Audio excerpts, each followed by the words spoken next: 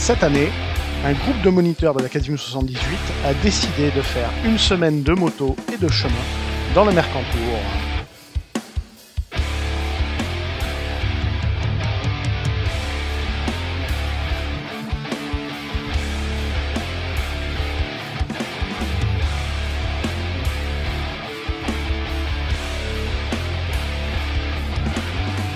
Comme ça tombe exactement au même moment que l'Alpe Aventure Moto Festival, on décide donc d'y aller le premier jour pour profiter du lieu.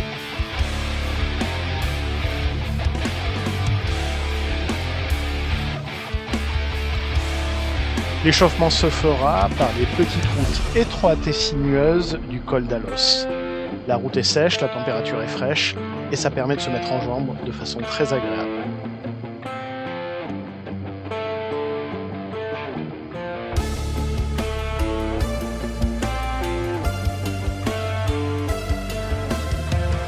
On croise d'autres groupes de motos qui viennent de la vallée de l'Ubaye et qui se baladent dans le secteur.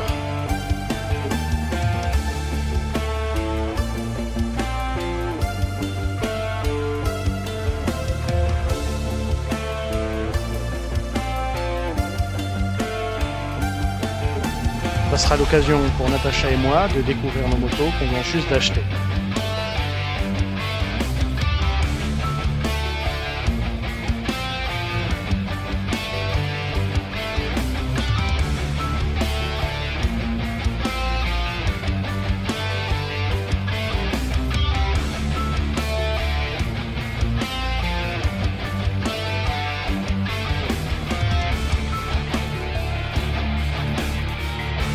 Arrivé sur place, on stationne au festival, on va profiter des stands, essayer des motos et rejoindre l'équipe de la Casim qui nous attend sur l'espace BMW Motorrad.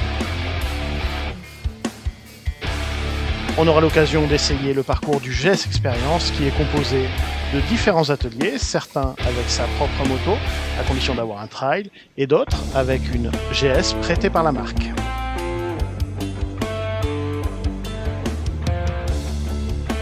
Natacha en profitera pour tenter sa première cascade, un saut par-dessus 2 hoops avec un atterrissage non maîtrisé. Malheureusement, on n'avait pas la vidéo à ce moment-là.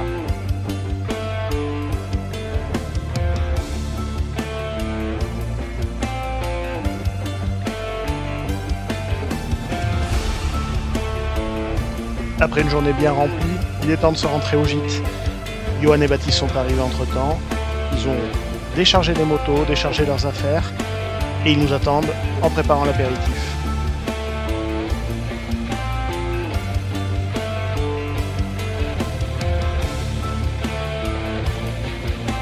Le deuxième jour, on a décidé de partir avec les 4 motos, faire du chemin.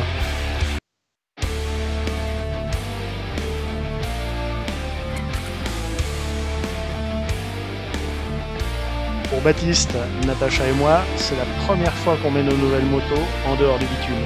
Ça sera l'occasion de voir comment elles se comportent.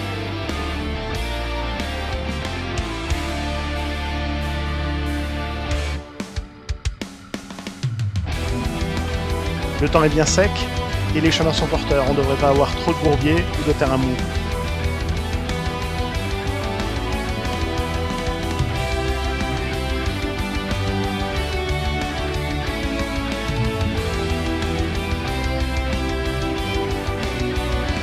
On rentre direct dans le vif du sujet. Après quelques dizaines de mètres, le chemin devient directement assez technique avec des cailloux roulants. C'est l'occasion de croiser des 4x4 qui profitent des chemins du coin.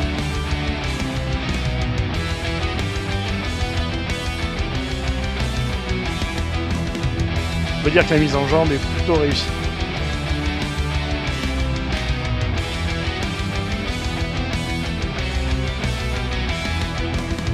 C'est notre premier et seul bourbier de la semaine. On a eu vraiment de la chance avec le temps.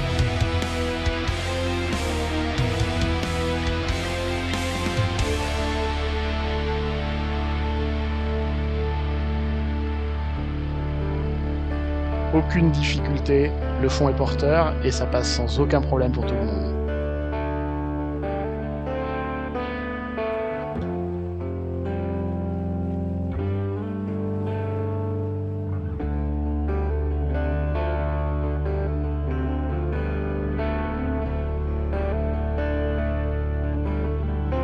croisera aussi de nombreuses motos qui profitent des chemins et du festival qui est dans la vallée juste à côté.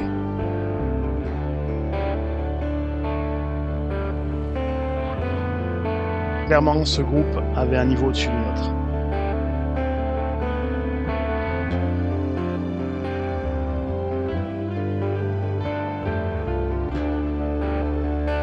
Et on repart en les suivant dans une montée qui, pour le coup, va être sacrément technique.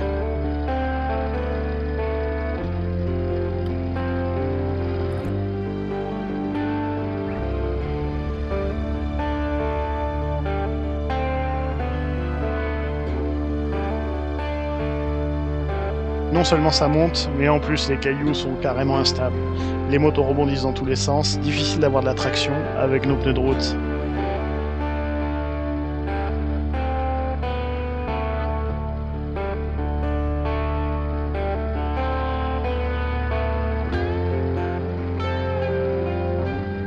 Ça repart pour Baptiste, mais moi je suis bien tanké.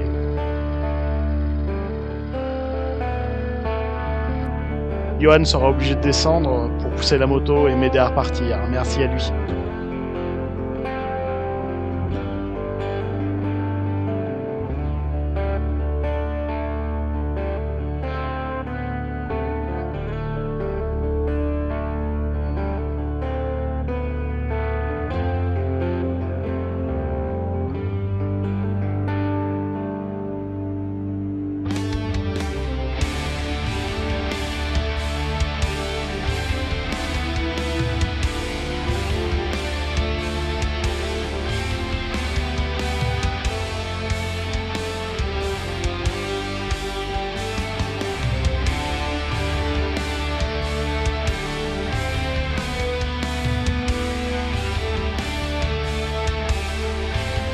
Avec de l'aide, on finit toujours par repartir.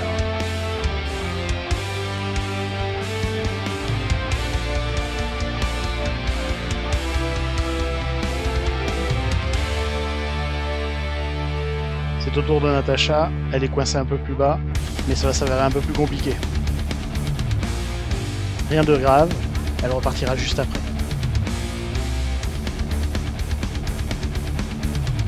Après ce passage difficile, on arrive dans une zone nettement plus roulante et beaucoup plus facile.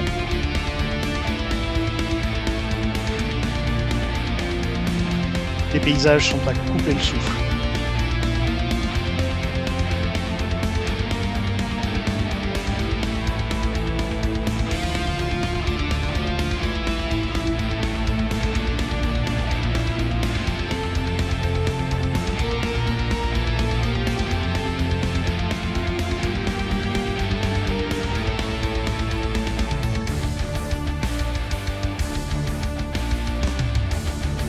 On progresse tranquillement au milieu des sapins sur ces chemins de cailloux. Mais ça va pas durer. On est rapidement bloqué par un cul-de-sac.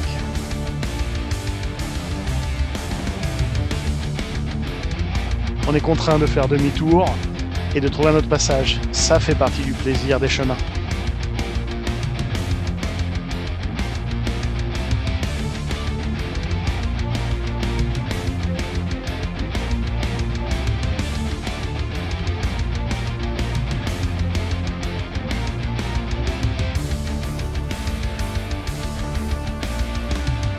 Et c'est reparti.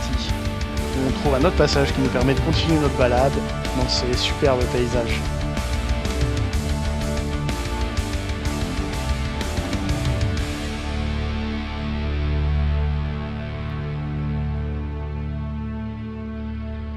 Comme ce secteur est nettement plus roulant, on s'autorise à mettre un tout petit peu plus de gaz et de rythme.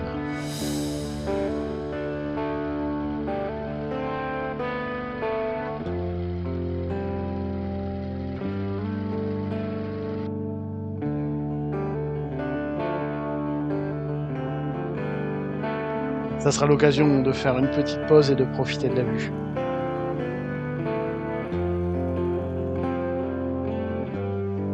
Mais on en profitera surtout pour s'amuser à escalader une butte.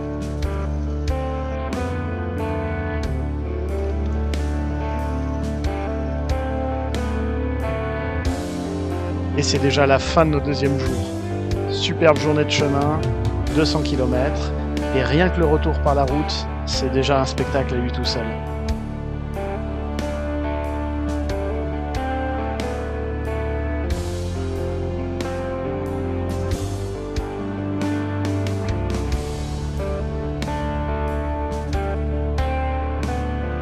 En fin de journée, Cécile et Nolwenn, qui étaient sur le stand BMW, nous ont rejoints pour finir la semaine avec nous. On n'est pas encore au complet, mais ça va pas tarder.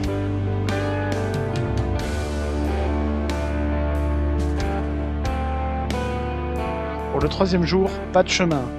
On va aller profiter pour visiter le Mont Ventoux. Le trajet se fera par les petites routes de montagne.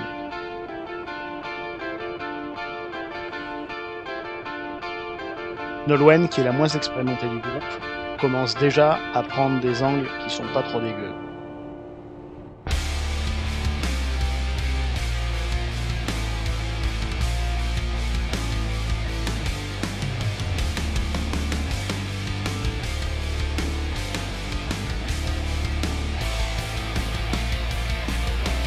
Le Mont Ventoux apparaît enfin au fond, dominant l'ensemble du paysage de la vallée.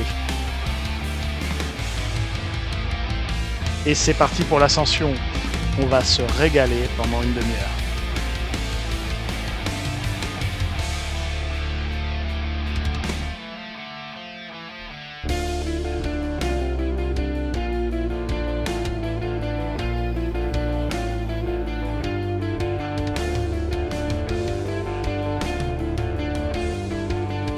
Coup de chance, on est en semaine et les routes sont relativement vides.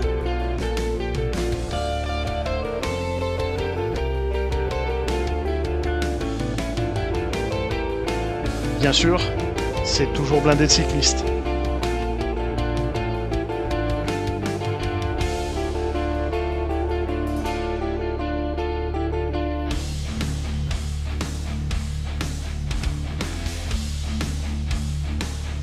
Plus on monte et plus l'ambiance est lunaire.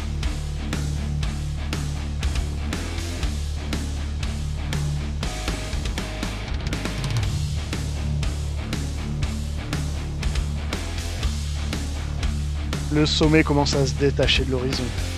On en redemande.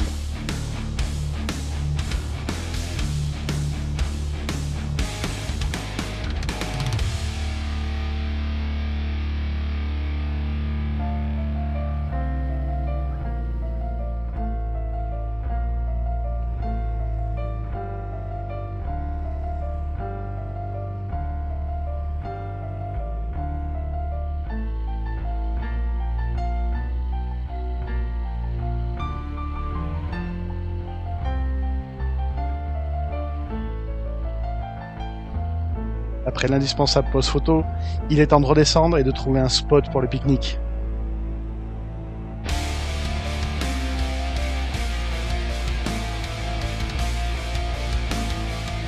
La descente est aussi plaisante que la montée. Ce secteur est vraiment top pour la moto.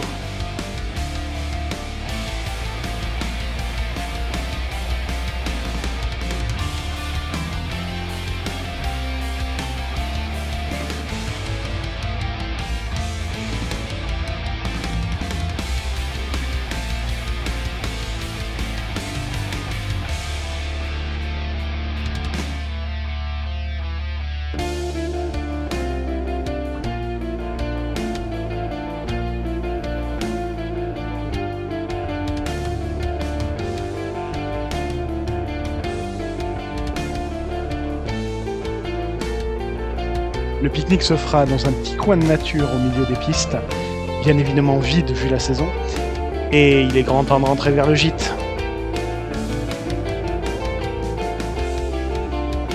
Cécile en profite pour se faire plaisir avec sa Yamaha MT-10.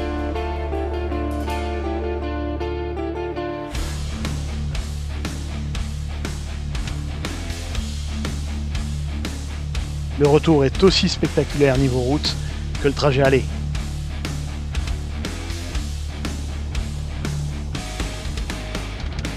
Pendant ce temps-là, Jerry et Olivier nous rejoignent, ils sont venus en traversant les Alpes, ils viennent finir la semaine avec nous.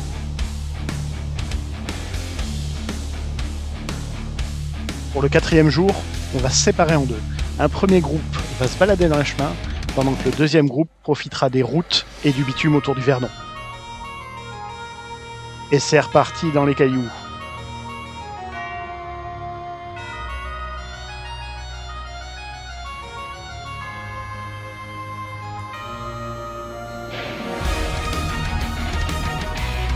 On prend tout doucement de l'altitude, le chemin est assez technique sans être trop difficile, la végétation commence à l'envahir, ça nous oblige à zigzaguer un petit peu entre les obstacles.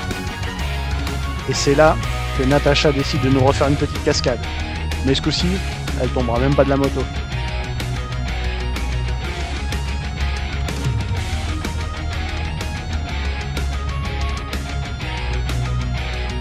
Avec l'altitude, la végétation se fait de plus en plus rare, et les paysages de plus en plus majestueux.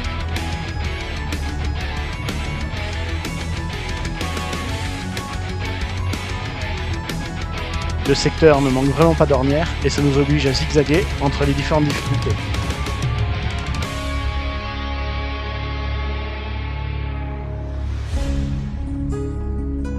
Mais la vue est clairement encore au rendez-vous.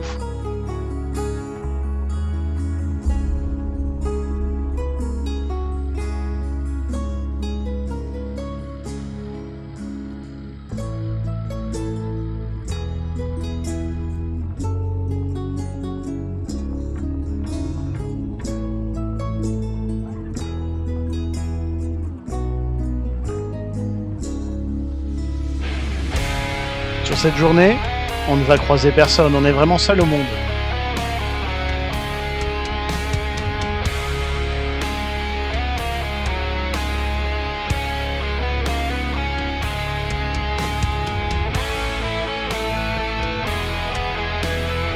Johan en profite pour faire sauter sa moto.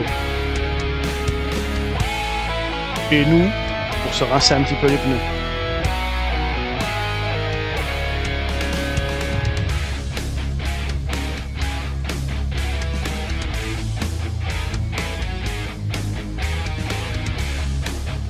Ça sera l'occasion d'aller explorer un tout petit peu la rivière.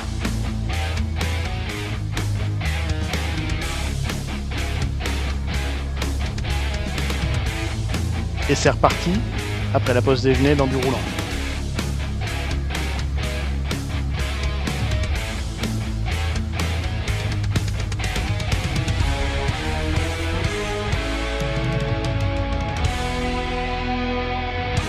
Ça permet de mettre un petit peu plus de gaz.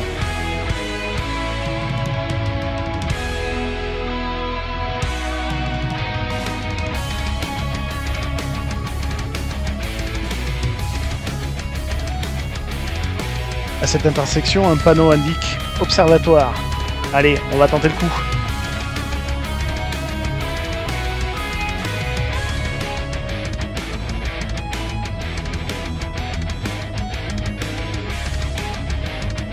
C'était pas forcément une très bonne idée.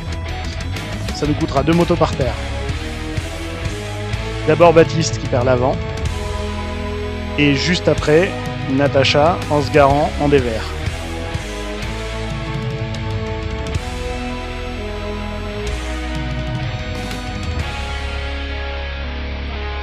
Et évidemment, moi, je suis de nouveau planté dans la pente.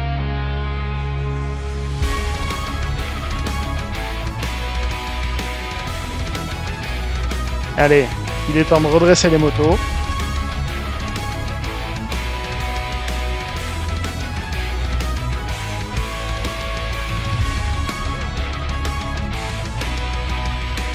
Aucun dégât signalé, juste quelques rayures, et on repart de plus belle.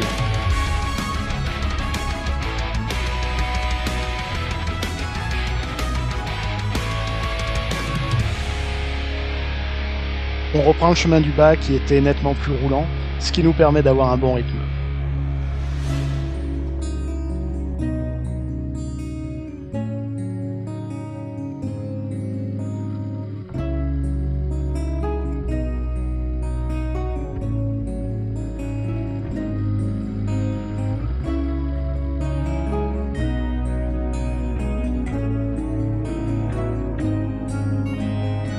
Avec la vitesse un peu plus soutenue, le groupe s'étire, chacun roule à son rythme.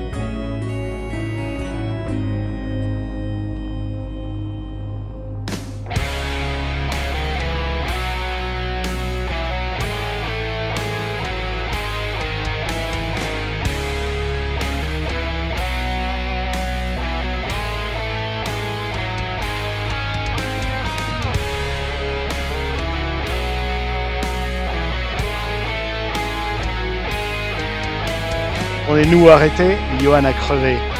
Il est temps de réparer.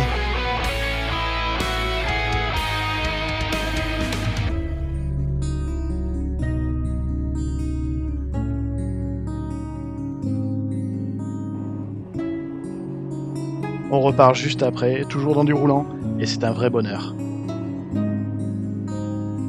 Pour finir à côté de cette superbe ruine.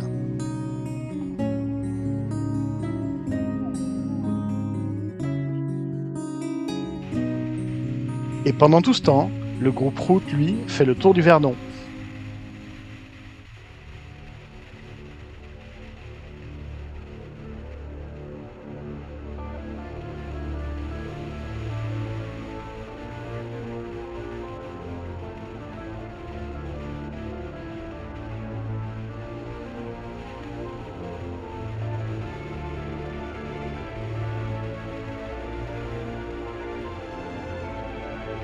Le rythme est dynamique et fluide, chacun prend du plaisir dans les virages.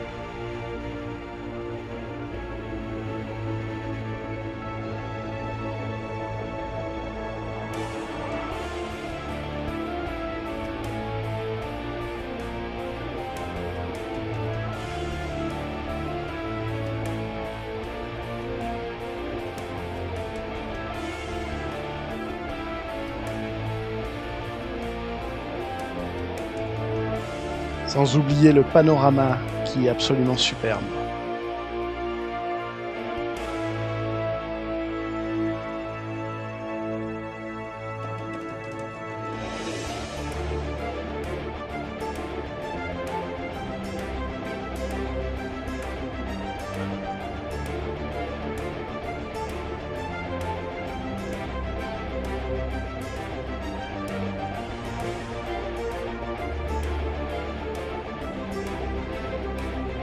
Jerry mène le groupe à bon rythme, tout le monde profite.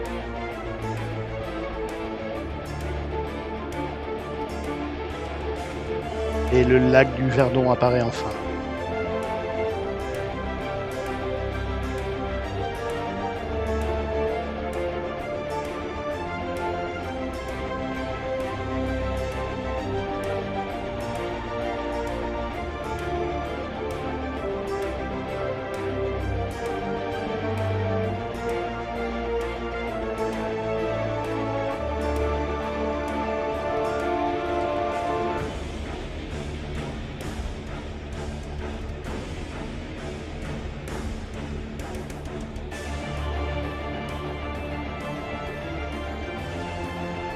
C'est vraiment une des plus belles routes de France.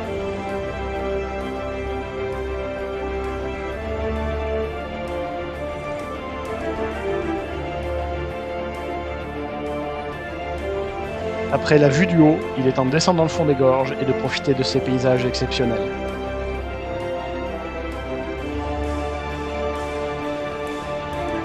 L'eau y est parfaitement transparente.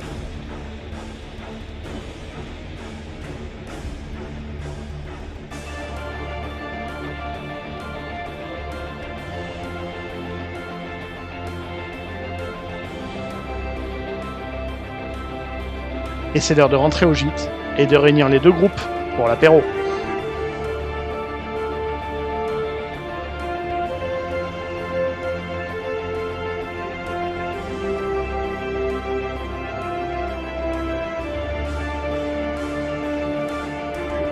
Pour le 5e jour, on décide de rouler tous ensemble et d'aller visiter les gorges du Sion.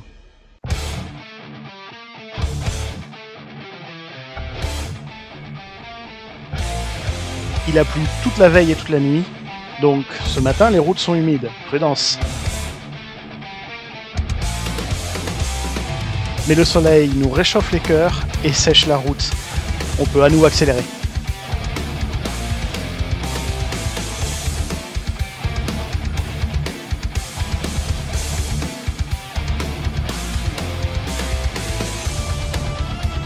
Juste après cette pause, on va rentrer dans les gorges du Delvis. C'est un secteur à ne pas manquer. C'est un enchaînement de virages, de roches rouges, de tunnels et de routes abruptes. Un vrai plaisir.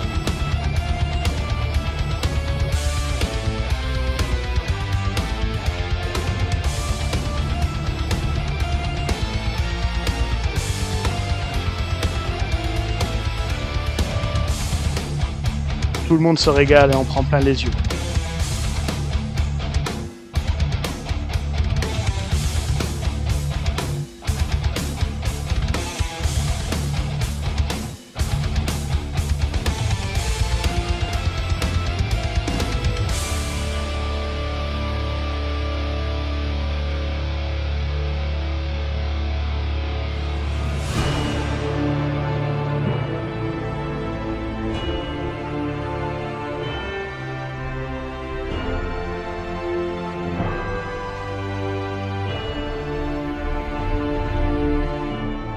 Après ce secteur mémorable, on quitte les gorges du Daluis, on monte vers la station de Valberg pour aller rejoindre les gorges du Sion.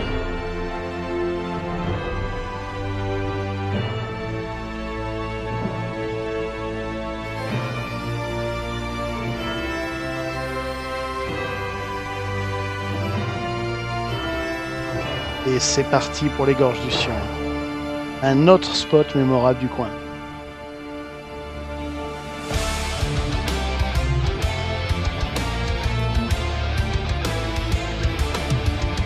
Regardez-moi ces paysages de carte postale.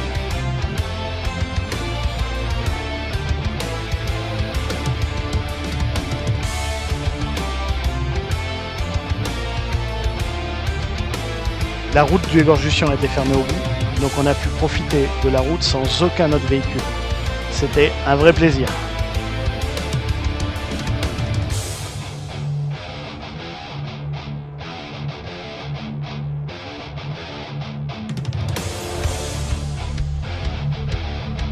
On fera l'aller-retour pour remonter de nouveau sur Valberg et continuer notre route.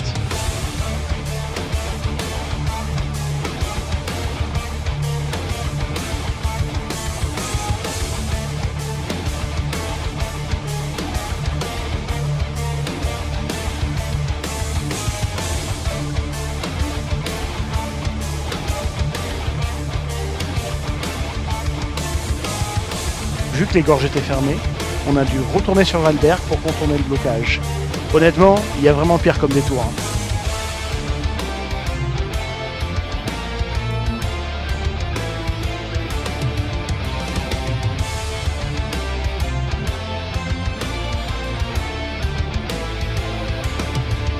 On s'approche de Nice, ça sent la Provence et la chaleur devient assez importante.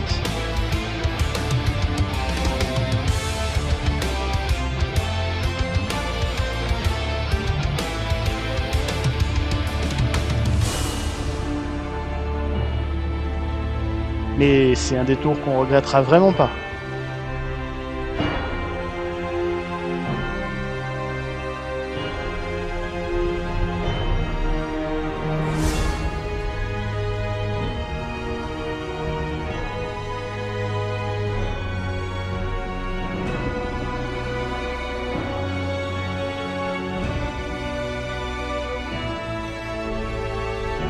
Encore une super journée, des super paysages et plein de souvenirs.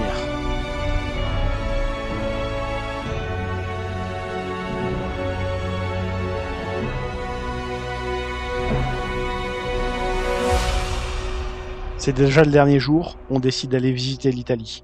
Une partie du groupe est déjà partie, ils ont des obligations de leur côté. Énorme surprise que le col des Champs. Une petite route sinueuse à souhait, des épingles à tire-larigot et un paysage fabuleux à haut bout.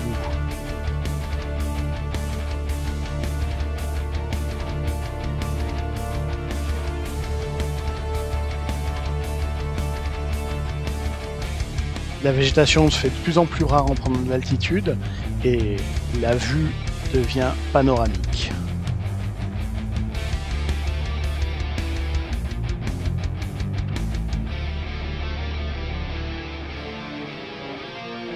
Il fait frais là-haut, mais clairement ça valait le coup de monter.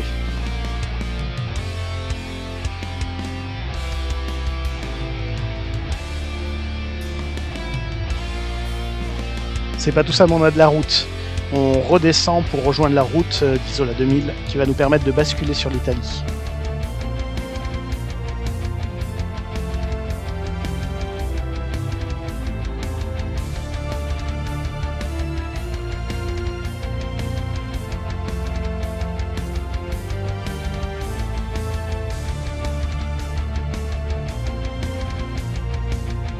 Johan a les pneus qui le démangent, il décide de doubler le groupe.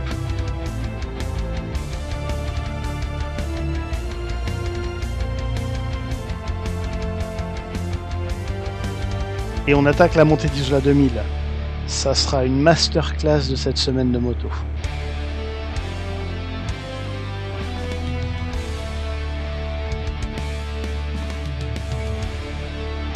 Et voilà que Johan nous remet ça.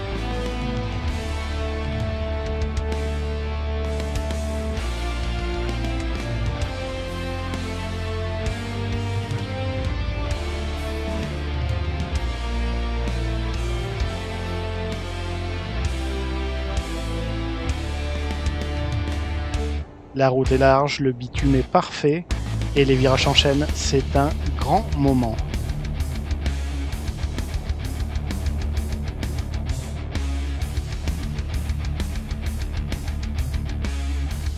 Par contre, on n'est vraiment pas les seuls à profiter de ce spot.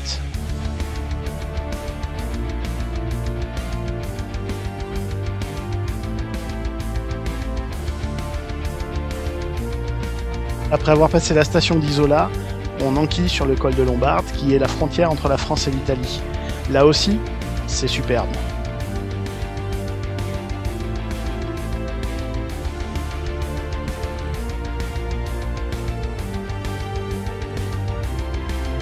Et c'est la bascule côté italien.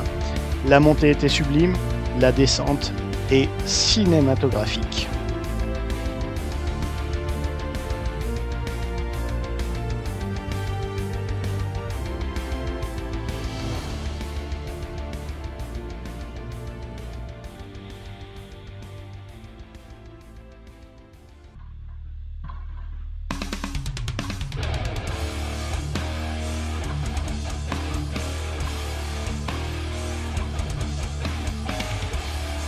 C'est super beau, mais c'est vraiment pas très large.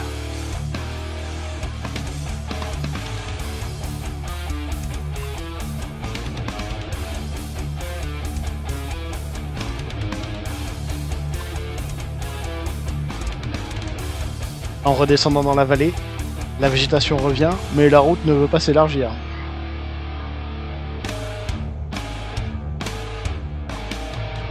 Après la pause déjeuner, on continue en Italie, sur une route de vallée beaucoup plus large et avec des paysages toujours aussi jolis.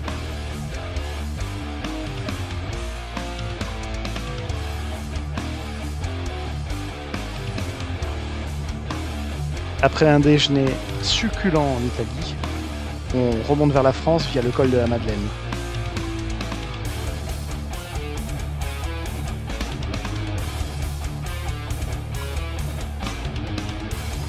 Et Johan nous en remet une petite.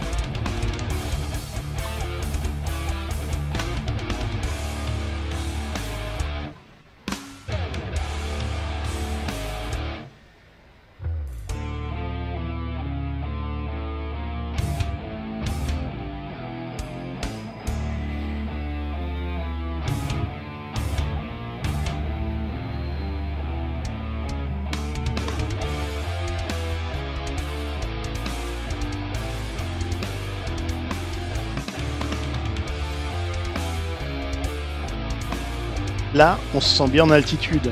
Le troupeau de moutons envahit la route, bloque les camions et on passe au milieu.